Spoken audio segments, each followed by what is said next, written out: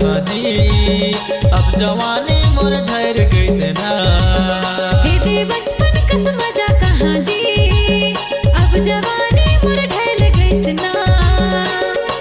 संग संग जात रहन हमन दोनों पढ़े, ते धर हस्ता मैं धरे सिलोट, तोर रही झोला छाप मोर रही से नोट। हे दे बचपन कस मजा कहाँ जी, अब जवानी मोर ढल गई से ना।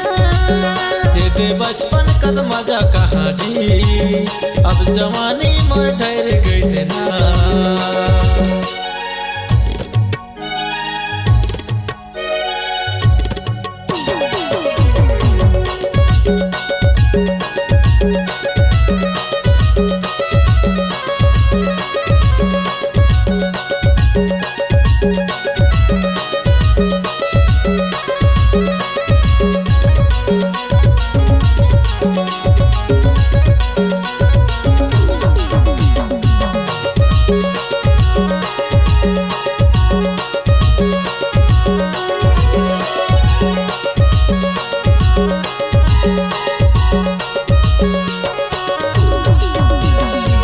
छोटे छोटे रहन दैया स्कूल में खेलत रहन, झगड़ा तय करे मोला गुरुजी ल कहत रहन।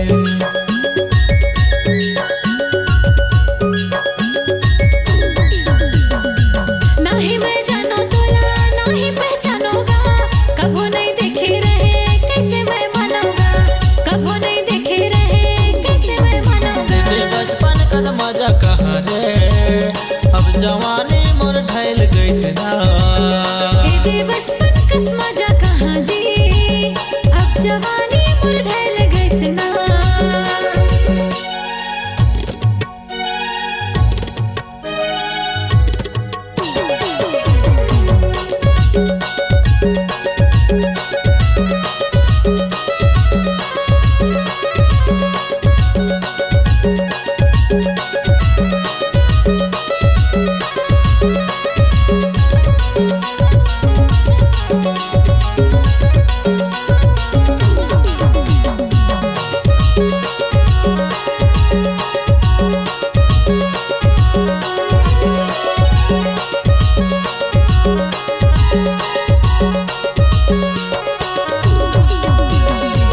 बड़े बड़े होटल में तय मैं जात रहे, बिना पैसा के हमन खात रहे।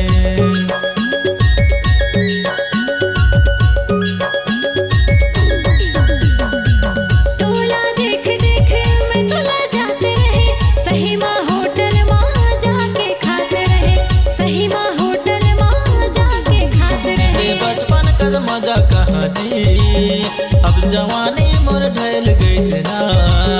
हे दे बचपन कस मजा कहाँ जी, अब जवानी मोर ढल गई से ना।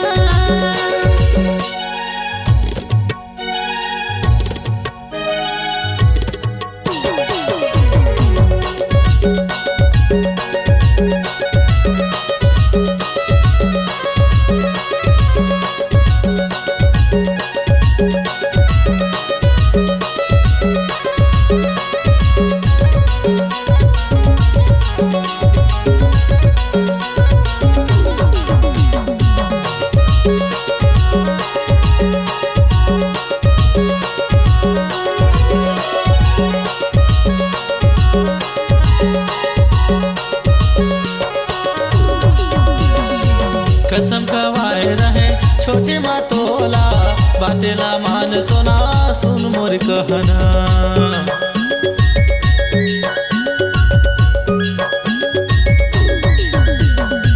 क्रिया खवाए रहे याद है मोला, छोड़ नहीं सको सोना कहा तो तोला, छोड़ नहीं सको सोना कहा तो तोला। ये बचपन का मजा कहाँ रे, अब जवानी मोर ढल गई से ना।